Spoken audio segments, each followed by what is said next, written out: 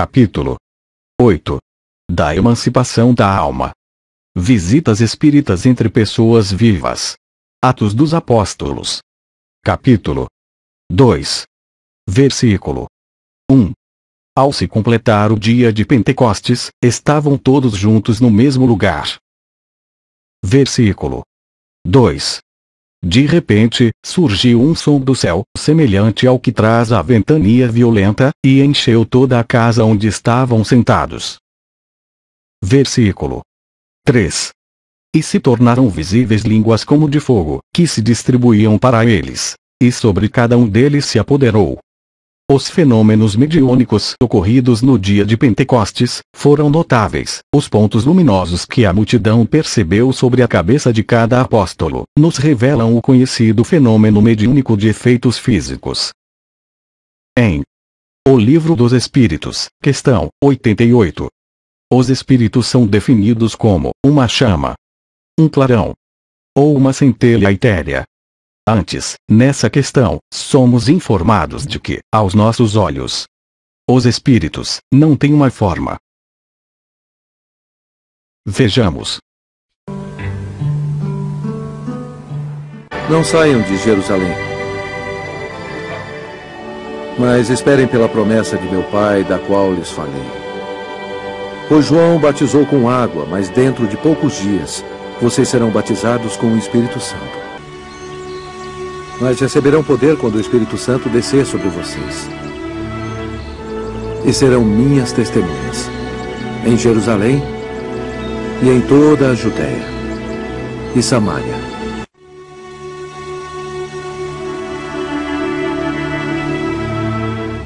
E viram o que parecia línguas de fogo que se separaram e pousaram sobre cada um deles.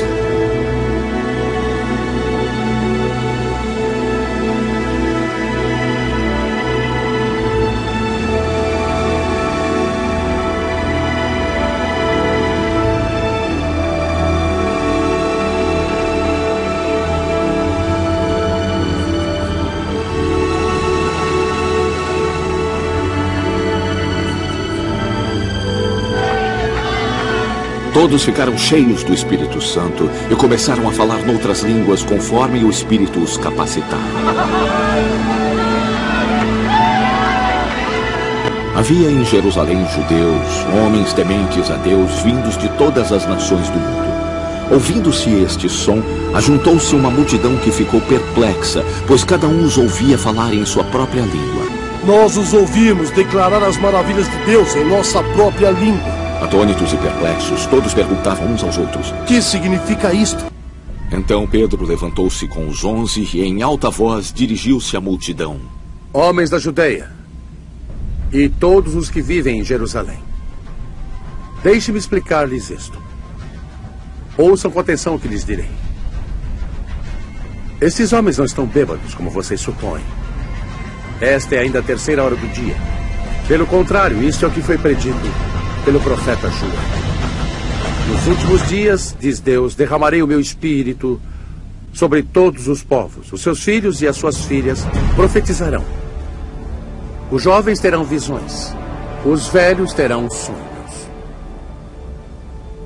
Sobre os meus servos e as minhas servas, derramarei o meu espírito naqueles dias. E eles profetizarão. Mostrarei maravilhas em cima no céu e sinais embaixo na terra. Visitas espíritas entre pessoas vivas.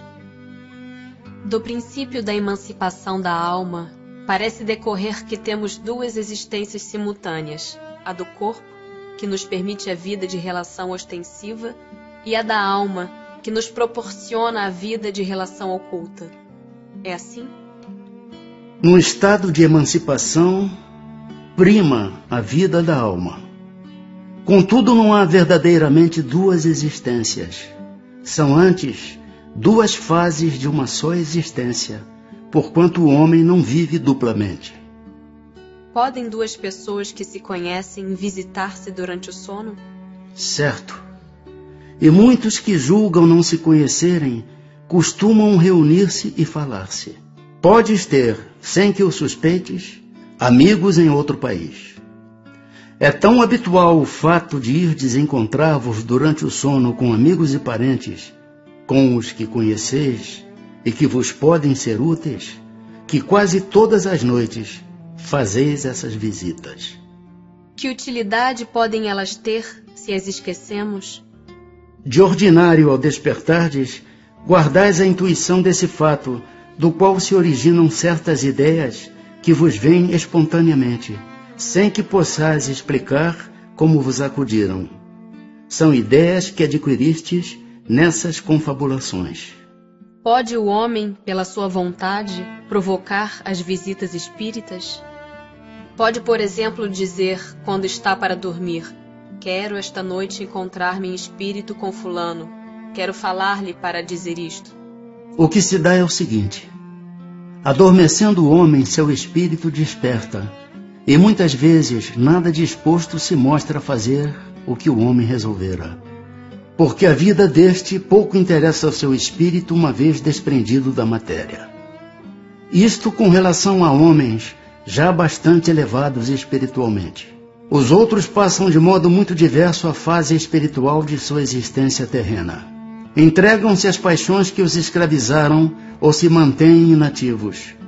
Pode, pois, suceder tais sejam os motivos que a isso o induzem, que o espírito vá visitar aqueles com quem deseja encontrar-se. Mas não constitui razão para que semelhante coisa se verifique, o simples fato de ele o querer quando desperto. Podem espíritos encarnados reunir-se em certo número e formar assembleias? Sem dúvida alguma. Os laços antigos ou recentes da amizade costumam reunir desse modo diversos espíritos que se sentem felizes de estar juntos. Uma pessoa que julgasse morto um de seus amigos, sem que tal fosse a realidade, poderia encontrar-se com ele em espírito e verificar que continuava vivo? E, dado o fato, poderia, ao despertar, ter dele a intuição? Como espírito, a pessoa que figuras pode ver o seu amigo e conhecer-lhe a sorte. Se lhe não houver sido imposto por prova, crer na morte desse amigo poderá ter um pressentimento da sua existência, como poderá tê-lo de sua morte.